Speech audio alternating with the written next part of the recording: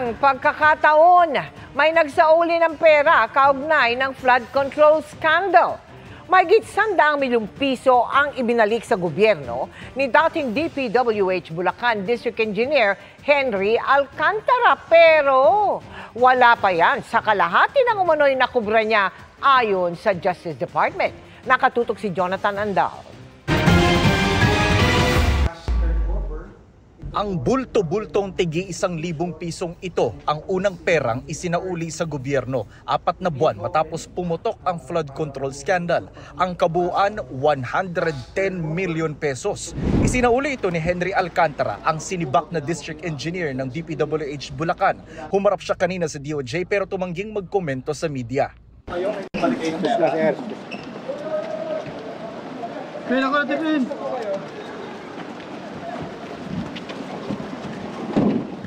Maayos naman po siya, in high spirits kasi nga excited din siya na ibalik talaga itong pera to kasi nga parang sabi niya ito na lang ang matutulong niya para sa bayan. So gusto rin niya naman ibalik talaga yung mga nakuha niya. Ito ay pagpapakita ng kanilang good faith.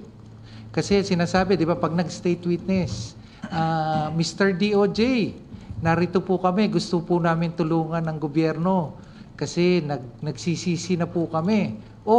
Diyan sa sinasabi mong pagsisisi, meron ka bang kinita? Opo, kumita po ako ng ganito. Teka, hindi naman sa'yo yan. Ibalik mo sa bayan. Ito po ay isang hakbang para po makamit natin yung katarungan. Kasi ang pagbabalik ng nakaw na pera o perang hindi kanla, pera po natin to eh. This is recovery of the people's money.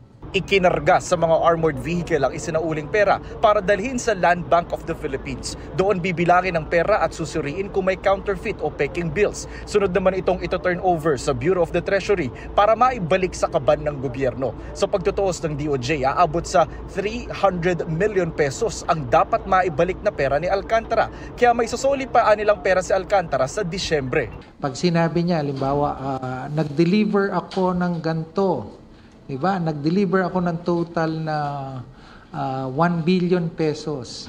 At dito po sa deliver ko ng 1 billion pesos, meron po akong kinitang 2%. Inuuri namin yung salaysay, kung makatotohanan o hindi, at doon po namin binabase yung restitution.